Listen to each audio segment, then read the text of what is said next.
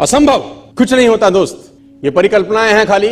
और मैं आज तो आपको बहुत ईमानदारी से और 12 साल के तजुर्बे का निचोड़ निकाल के बता सकता हूं कि इस दुनिया में असंभव नाम का कोई शब्द होता ही नहीं है।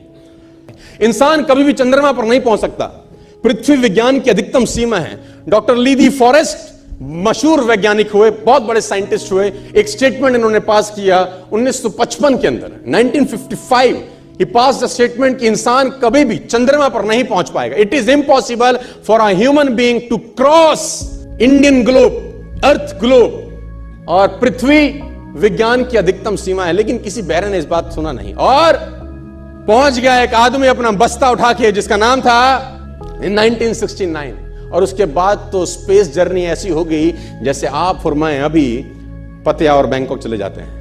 लॉर्ड केल्विन बहुत बड़े साइंटिस्ट हुए, उनका स्टेटमेंट आया कि सिर्फ पक्षी उड़ान भर सकते हैं, हवा से भारी मशीन का उड़ान भरना असंभव है। इट इज इम्पॉसिबल कि हवा से कुछ भी भारा हो और वो उड़ सके, क्योंकि ग्रेविटी उसको गिरा देगा। लेकिन तमाचा मारा इन लोगों ने, तमाचा मारा और लिख के दिया कि हमने साइकिल के स्पेयर पार्ट से इंसानों को पक्षी बना दिया।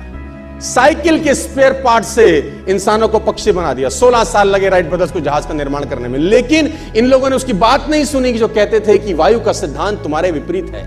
यह बात भंवरे को कही जाती थी कि भंवरा वायु के सिद्धांत के कारण कभी जीवन मोड़ नहीं सकता, क्योंकि उसके पंख उसके शरीर से हल्के रहते हैं। लेकिन भंवरा साला किसी स्कूल में गया नहीं आज तक। माई doctor told me I will never walk again.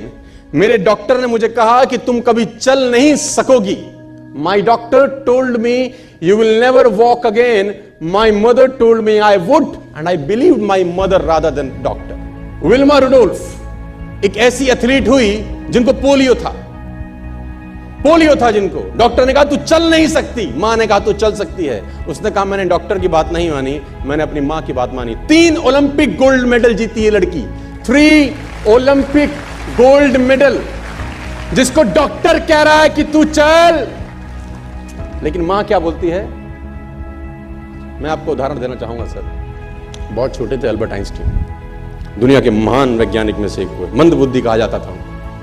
8 साल के थे, घर पहुंचे, मां को चिट्ठी दिया। When he was 8 years old, came to his home, given letter to his mother. मां को एक चिट्ठी दिया, मां ने वो चिट्ठी पढ़ा। 8 साल के थे और चिट्ठी में प्रिंसिपल का खत था, उसकी मां का नाम। प्रिंसिपल ने ये लिख के भेजा कि आपका बच्चा विलक्षण प्रतिभा का धनी है, ग्रेट पावर है इसके अंदर, क्योंकि बहुत बड़े साइंटिस्ट बने, बड़े हो गए।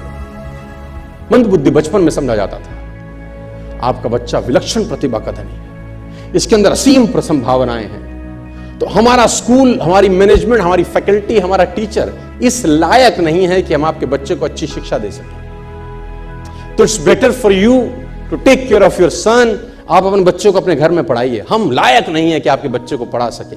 और उसकी मां ने पढ़ते पढ़ते आंखों में आंसू ले आई और उसने बच्चे को कहा कल से तू स्कूल नहीं जाएगा, मैं तेरी परवरिश घर पे करूंगी, क्योंकि तेरा टीचर तुझे इस लायक नहीं समझता। मतलब वो अपने आप को इस लायक नहीं समझते। बच्चा खुश हुआ, मोटिवेट हो गया और लग गया। उसकी मां का निधन हो गया। वो अल्बर्ट आइंस्टीन बहुत बड़े साइंटिस्ट हो गए। अल्बर्ट आइंस्टीन जब बहुत बड़े साइंटिस्ट हुए तो मकान शिफ्ट कर रहे थे अपना, और जीवन का सच्ची घटना वो अपनी ऑटोबायोग्राफी में लिखते हैं कि जब मैं मकान शिफ्ट कर रहा था तो एक ड्रॉस के अंदर मुझे एक व्हाइट कलर का पेपर फोल्डेड अवस्था में मिला। मुझे समझ नहीं था कि क्या है। मैंने उसको फोल्डिंग अवस्था से मिट्टी को हटा के जब खोला तो वो उस टीचर का लेटर था जो बहुत साल पहले टीचर ने मेरे हाथ में दिया था और मैंने अपनी मां के हाथ में रखा था। अब वो बड़ी उत्सुकता के साथ उस खत को पढ़ने लगे। जैसे उन्होंने खत पढ़ना शुरू किया और वो जार जार होकर रोए। उसमें लिखा था कि तुम्हारा बच्चा मंदबुद्धि है, ये हमारे स्कूल के लायक नहीं है, इसको आज के बाद हमारे स्कूल में मत भेजना, इसकी परवरिश खुद किया। मां ने उल्टा पढ़ा कि नहीं, ऐसा नहीं है, तू सब कुछ कर सकता है, तेरे हाथ पास पावर है, तेरे में प्रतिभा है, यू कैन डू वंडर्स। दोस्तों, इस दुनिया में किसी की बात मत सुनना।